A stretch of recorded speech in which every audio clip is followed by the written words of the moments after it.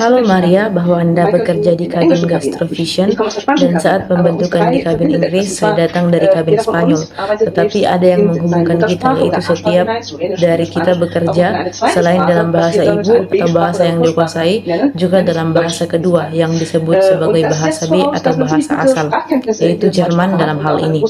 Ini menuntut pemahaman yang baik terhadap bahasa tersebut dan juga keakraban denganku.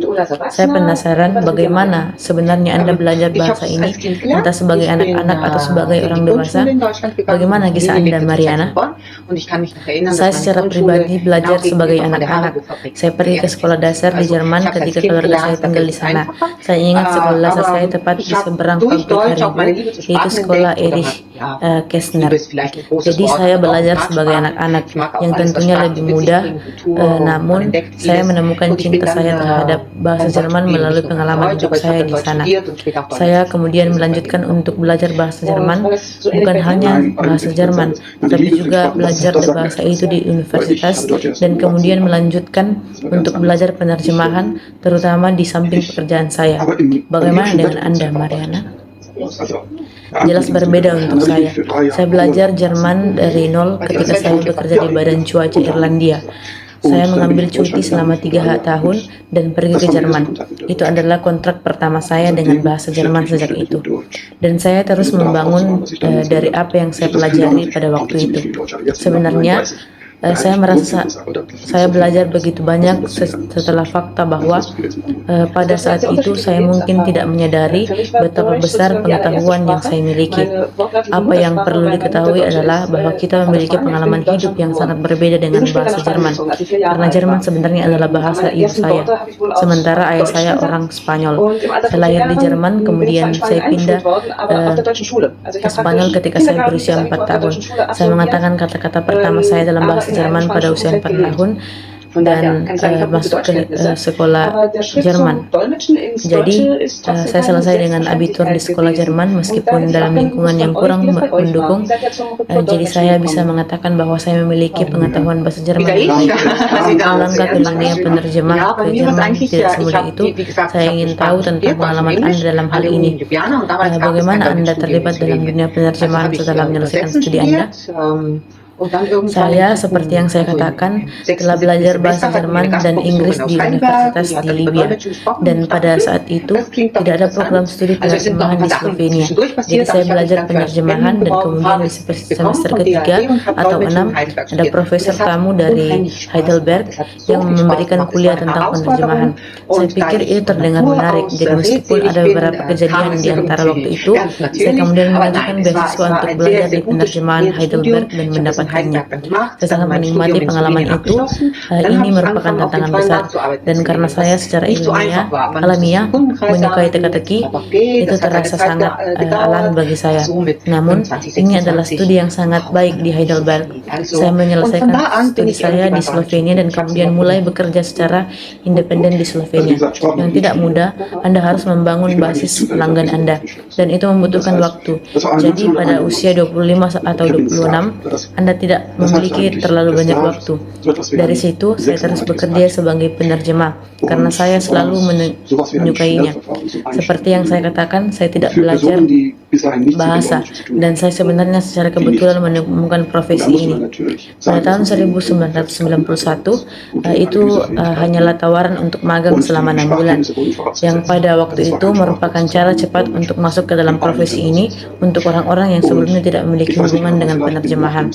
Itu adalah kursus bahasa untuk penerjemahan darurat, sehingga harus menunjukkan kemampuan analisis yang baik dan keahlian bahasa, dengan asumsi klien bahwa itu adalah kursus bahasa darurat untuk penerjemah. Saya tidak yakin apakah saya mungkin bisa melakukan setelah 2 bulan, tapi seiring berjalannya waktu, saya mungkin bisa mencoba untuk menerjemahkan ke bahasa kedua. Jadi, saya belajar penerjemahan bersamaan dengan bekerja sebagai penerjemah, dan ternyata cukup berhasil.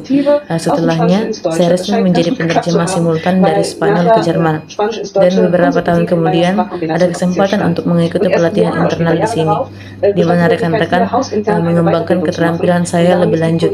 Jadi saya belajar bahasa Jerman secara bersamaan dengan keseluruhan kombinasi bahasa saya. Untuk yang kedua, Karina, menurutku itu sudah menjadi sebuah tantangan. Jadi ketika aku menjadi penerjemah dari bahasa Slovenia ke Jerman di kabin Jerman, terkadang aku mengalami beberapa masalah. Namun hal ini merupakan sebuah tuntutan. Kita harus menetapkan terminologi yang tidak selalu mudah ditemui dalam bahasa Jerman. Seringkali kita menerima banyak dokumen dalam bahasa Inggris, bukan dalam bahasa Jerman. Bagi saya ini merupakan sebuah tantangan untuk terus mempertahankan kemampuan berbahasa Jerman. Bagaimana dengan kalian? Bagaimana kalian menjaga fleksibilitas dan keluasan bahasa kalian? Mungkin agak santai, tapi bagaimana kalian melakukannya? Saya setuju, itu adalah sebuah tantangan. Saya rasa membaca surat kabar, buku, dan mendengarkan podcast dalam bahasa Jerman membantu. Tentu saja, podcast sangat berguna karena kita bisa melihat apa yang ingin kita dengarkan, bukan hanya mengikuti acara radio sepanjang hari yang tidak begitu menyenangkan, tetapi menurut saya, tidak ada yang mengalahkan praktik. Saya beruntung karena memiliki teman-teman Jerman dan keluarga Jerman yang saya ajak bicara dalam bahasa Jerman. Meskipun itu lebih ke bahasa sehari-hari dan tiketnya tidak cukup untuk kabin, tetapi tetap membantu. Dalam kabin, kita harus merumuskan kata-kata dengan baik dan menggunakan bahasa yang lebih formal, terutama penguasaan vokabular spesifik sangat penting. Jadi, menurut saya yang paling membantu adalah bekerja secara rutin dan sering di kabin Jerman. Bagaimana dengan kalian? Apa yang kalian temukan sebagai metode yang paling efektif? Benar, saya setuju dengan pengalaman kerja di kabin Jerman sebagai hal yang paling membantu. Saya pikir saya juga adalah penggemar acara televisi Jerman, dan tidak hanya untuk ekspresi bahasanya, tetapi juga untuk memperoleh pengetahuan latar belakang dengan cara yang menyenangkan. Namun saya juga merasa Brussels menjadi tempat yang menyenangkan. Di sana kita bisa benar-benar berbicara dalam bahasa Jerman. Saya memiliki teman-teman berbahasa Jerman, dan Brussels benar-benar baik berbagai bahasa dan terminologi. Apakah kalian memiliki trik khusus untuk memahami atau mempelajari terminologi yang penting? Saya rasa setelah beberapa tahun, kita memiliki pemahaman dasar tentang terminologi di berbagai bidang, tergantung pada kombinasi bahasa kita. Tentu saja, kita tidak tahu semuanya, tetapi kita juga tidak perlu mempersiapkannya sepenuhnya setiap saat. Meski begitu, ketika kita memiliki pemahaman dasar ini, mempersiapkan diri untuk situasi tertentu menjadi lebih mudah. Kita tahu apa yang akan datang dan dapat menghindari kejutan yang tidak menyenangkan. Bagaimana dengan kalian? Apa yang kalian temukan sebagai trik khusus untuk memahami terminologi? Percayalah, pengalaman adalah kunci utama. Saya rasa penerjemah memiliki kebutuhan untuk pemahaman terminologi yang lebih tinggi dibandingkan dengan profesi lainnya. Saya tidak yakin apakah ini benar, tetapi setelah beberapa tahun kita mungkin memiliki pengetahuan dasar tentang terminologi tim. Namun tentu saja kita harus tetap mempersiapkan diri dengan serius, terutama karena kita tidak bisa tahu segalanya, terutama di bidang pertanian. Penerjemah konsekutif bukan hal yang mudah, bukan? Itu benar, konsekutif terutama dalam bidang pertanian bisa cukup menantang. Untuk saya, karena saya bergerak antara bahasa Inggris dan Jerman, itu melibatkan dua bahasa besar. Jadi kita tahu bahwa hampir semua orang mengklaim menguasai bahasa Inggris meskipun sebenarnya tidak begitu. Di pertemuan-pertemuan ini, tingkat perubahan sangat tinggi, dan setiap kali ada peserta baru, semuanya menjadi berbeda. Ada perubahan yang signifikan dan banyak penerjemah yang berada di setiap kali. Oleh karena itu, kita harus mendapatkan kepercayaan mereka lagi di setiap kali. Percayalah, kepercayaan adalah hal yang sangat penting. Bagaimana dengan kalian? Apa yang paling kalian sering lakukan dalam pekerjaan sehari-hari kalian sebagai penerjemah?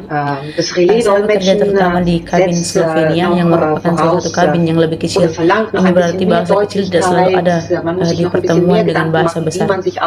Saya bekerja terutama di kabin Slovenia, artinya saya menerjemahkan instruksi, tapi saya juga berada dalam tur Jerman.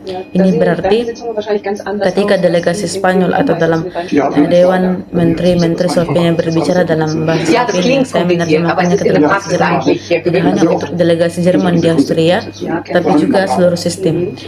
Itu agak kompleks, dan pada saat ini tanggung jawab saya sedang dalam perjalanan karena beberapa bahasa kecil tidak memiliki banyak rekan kerja. Beberapa kabin besar seperti Jerman, Prancis, dan Inggris memiliki banyak penerjemah.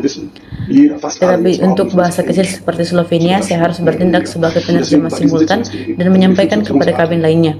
Ini membutuhkan lebih banyak kejelasan dan lebih banyak pemikiran dalam menyampaikan pesan, karena ini tidak hanya untuk beberapa pendengar, tetapi untuk seluruh sistem. Ini membuat saya harus berbicara dengan sangat jelas, karena situasinya bisa sangat berbeda dari pertemuan ke pertemuan. Ini agak rumit, tapi saya merasa ini memberikan nilai tambah yang besar. Bagaimana dengan kalian? Bagaimana sehari-hari kalian sebagai penerjemah konsekutif? Situasi saya agak berbeda karena saya bergerak antara bahasa Inggris dan tahun-tahun itu mensyaratkan bahwa kita bekerja dengan baik. Karena hanya ketika mereka mendengarmu dan memiliki sedikit kepercayaan, baru mereka bersedia untuk berkomunikasi. Kami memiliki hubungan yang konstruktif, yang berarti kami seringkali mendapatkan dokumen latar belakang sebelumnya sehingga kami bisa mempersiapkan terjemahan kami dengan lebih baik. Mereka telah menyadari seiring berjalannya waktu bahwa itu juga dalam kepentingan mereka jika kami terus-menerus terlibat dan mempersiapkan diri dengan baik. Jadi, ini adalah situasi saling menguntungkan. Ini sangat berbeda dari bekerja setiap kali dari awal. Laswir, bagaimana pandangan Anda tentang hubungan dengan klien? Seiring berjalannya waktu, pekerjaan saya sebagian besar berubah. Sekarang saya bekerja dalam pertemuan besar dengan berbagai bahasa. Kami memiliki delegasi yang selalu berbeda dan saya tidak memiliki hubungan langsung dengan klien. Tetapi kata-kata yang menonjol bagi saya adalah kepercayaan. Keduanya sudah membicarakannya dan sepertinya itu sangat penting. Mungkin Mikhail bisa memberitahu apa yang menurutnya menjadi seorang penerjemah yang baik, apa yang membuat seorang penerjemah yang baik. Saya baru-baru ini memikirkan apa yang diharapkan dari saya dan seiring berjalannya waktu, saya belajar bahwa klien mengharapkan pesan yang jelas dan sejelas mungkin. Mereka menginginkan pemahaman yang cukup dalam bahasa Jerman mereka, dan pada dasarnya siapa saya atau fakta bahwa saya menerjemahkan sekarang tidak terlalu penting bagi mereka. Yang terpenting adalah komunikasi. Saya setuju dengan Mikhail. Sebagai penerjemah, Anda harus terlebih dahulu menjadi analisis yang baik, mencoba memahami klien dengan baik, dan baru kemudian menerjemahkannya kembali. Tapi apakah menulis artikel dari waktu ke waktu menjadi sesuatu yang bisa diterima? Tentu, kadang-kadang penulis artikel mungkin tidak begitu diterima, tetapi tidak seburuk jika Anda menyampaikan pemikiran secara salah. Terima kasih atas pandangan Anda. Danke euch auch.